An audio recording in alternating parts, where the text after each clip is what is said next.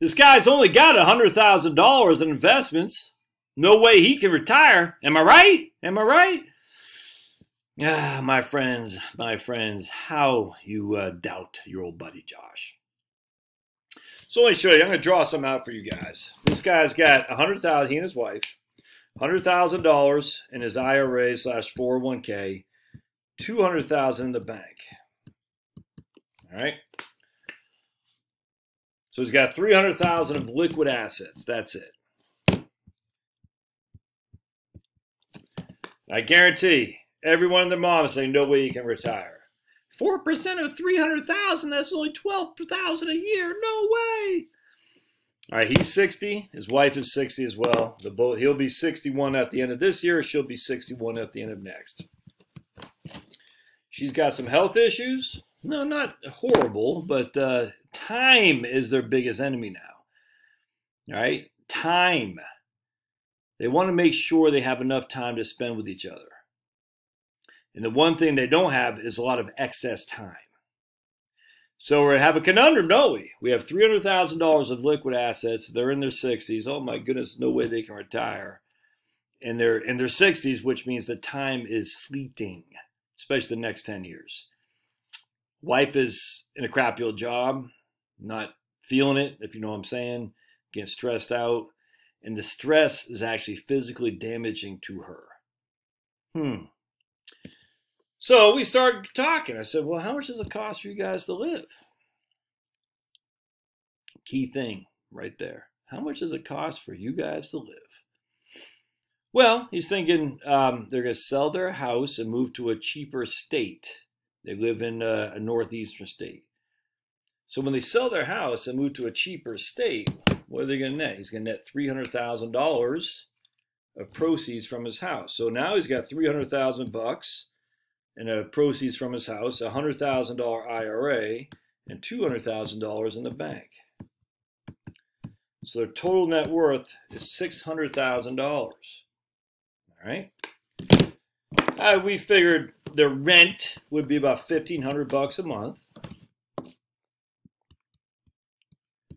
All right, I'm thinking about $1,000 a month for Obamacare. Now, ironically, I'm encouraging her to go on disability because she'll be able to qualify. And there's really no reason not to, because then she'll get her Medicare and she'll get her full retirement benefits for Social Security as well. But let's just say they're not. We're going to say $1,000 a month for Obamacare, and we'll come back around that here in just a second as well. Day-to-day, so we got health care, we got rent, and we got day-to-day living expenses. He said about $2,000 a month. So we take all that right there. That's $4,500 a month right there. No other debt, none whatsoever. Now they got $600,000 in liquid assets. $4,500 a month. They're 60. All right. He wants to buy a travel trail or a travel van. It's going to cost him probably $80,000 when all said and done. So they have $520,000 to their name, $4,500 a month. So $4,500 a month times 12 is $54,000 a year. All right, $54,000 a year. Interesting. $54,000 a year is what it takes to live. They got $520,000 in investments of liquid assets. So we take our trusty calculator, as most people would do, and these people are dumb. Not the people I'm working with. They say it's a 10% distribution rate, Josh. They can't make that work. That's 10% a year. At 65, they'll both take Social Security. That's just what we're assuming right now. So right now, she's get her full retirement age Social Security is $2,900. His is $2,500. So between them, they're going to get $5,400 a month in Social Security at their FRA. Let's reduce that by 15% for simplicity, because they'll take it not their FRA by 65 when Medicare kicks in. 5,400 minus 15%. Oops, that's $4,590. $4,600 a month. Right there. $4,600 a month times that by 12. That's $55,000 a year right there. completely tax-free, because Social Security is tax-free if you don't have other taxable income. All right, so we know once they hit Social Security, their Social Security benefit will probably cost their expenses. Now, in this case, he also has a small pension of $1,300 a month. $1,300 a month is about $15,000 a year. So they're going to get $70,000 a year of income guaranteed. $70,000 between Social Security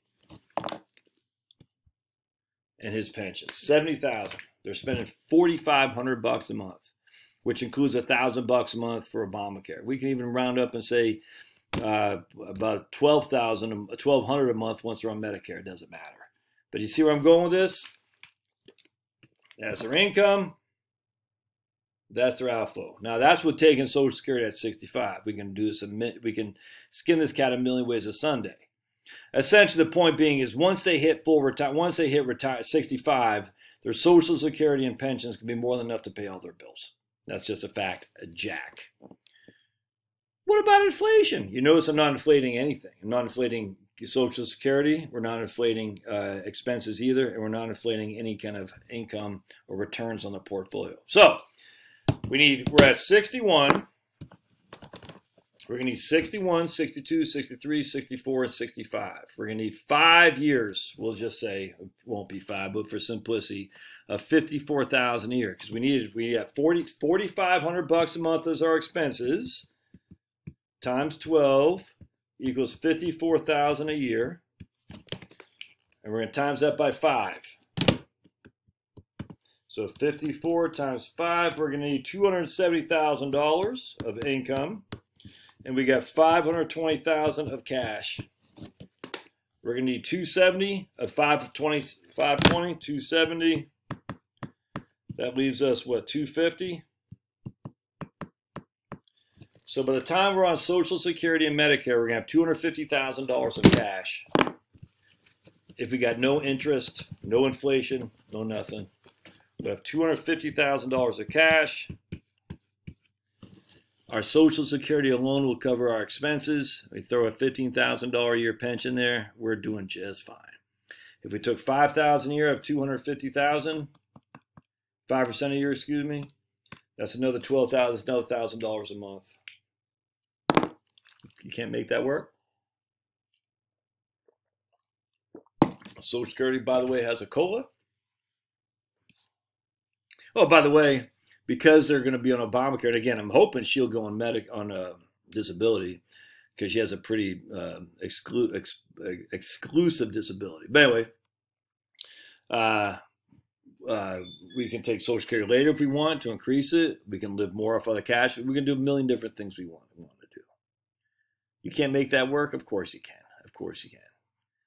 Even if you got $250,000, you're like, yeah, they'll probably buy a house or something like that, and that would be the $1,500 a month. We don't know. Point being is time, man. You work a couple extra years, you're working your good years. You're not going to get these good years back.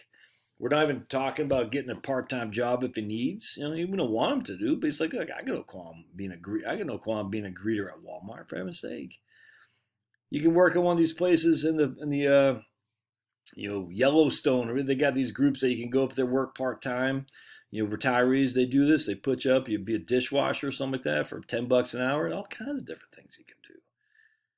I'm sitting there telling the guy's like, I can't believe this. I only have $100,000 in investments, and you're telling me I can retire. Yeah. He's like, should I invest it? No, don't invest it now, because you're going to need the cash for the next couple of years until Social Security kicks in. Oh, by the way, because he's only making a certain amount of money that's taxable on a 1040, he's going to qualify for Obamacare subsidies anyway. And we're not even assuming that. Yeah, I tell you, man, it's all about expenses. And he said, well, how do I explain this to my wife? I said, show her the numbers. If your expenses are true, it's not debatable. But you need her to agree to that because she wasn't on the call. That's why I like having both people on the call, by the way.